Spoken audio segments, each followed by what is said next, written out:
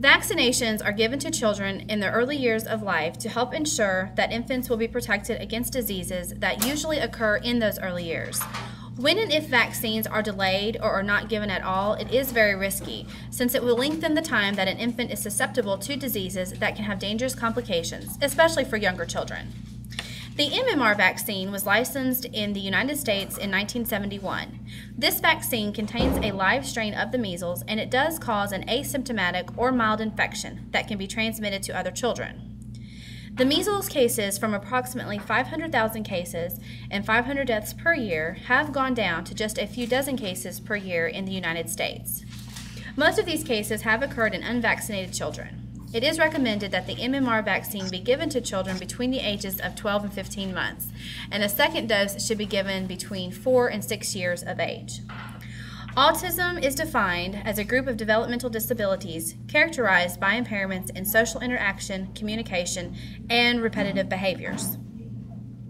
According to an article written by Peter Good, the question is not if the MMR vaccine is causing autism, but rather if it is the acetaminophen given for the fever and pain, which are the side effects caused by the MMR vaccine. The MMR vaccine is comprised of a preservative known as thimerosal. Thimerosal is about 50% mercury by weight, and it is one of the most commonly used preservatives in vaccines. Thimerosal keeps vaccines safe from contamination. Thimerosal has never been a problem until 1999, when it did come under some scrutiny because of the fear of it being linked to autism. The fears of parents are limiting the use of life-saving vaccines, and their reactions, along with the media's reactions, are not substantiated and are exaggerated, and it is leading to the cost of lives rather than to the saving of lives.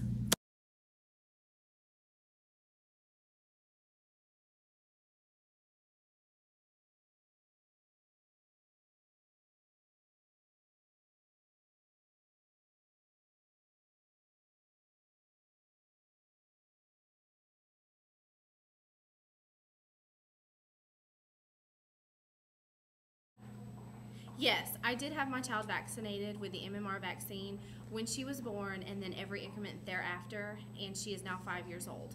No, I did not have my children vaccinated.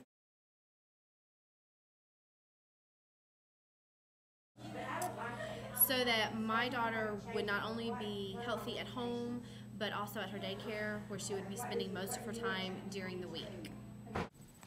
I didn't have my second child vaccinated because my first child was vaccinated, and literally within a week she had seizures. And so I feel strongly that the reason she had seizures was because of her vaccination. I don't think it's good to put all those chemicals in her body. They have formaldehyde, mercury, preservatives, and I don't think it's a wise decision.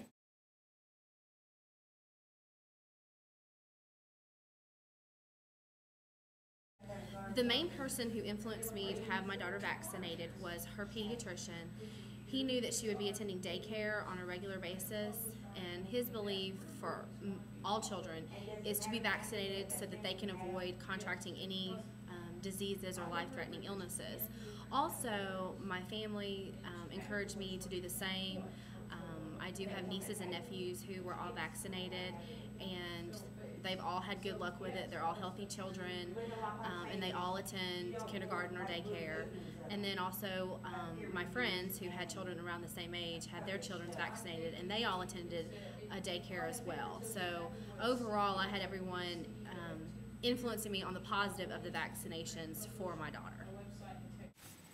It was a decision that my husband and I made together because of my daughter who had the seizures. So really, we just decided on our own. We just did research and felt that that was going to be best.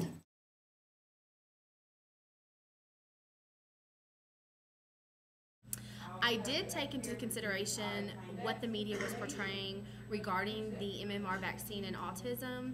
However, I felt due to other influences that were telling me to have the vaccinations, that it would benefit my daughter more to have the vaccinations for her health to stay in good condition than versus not having the vaccination done at all.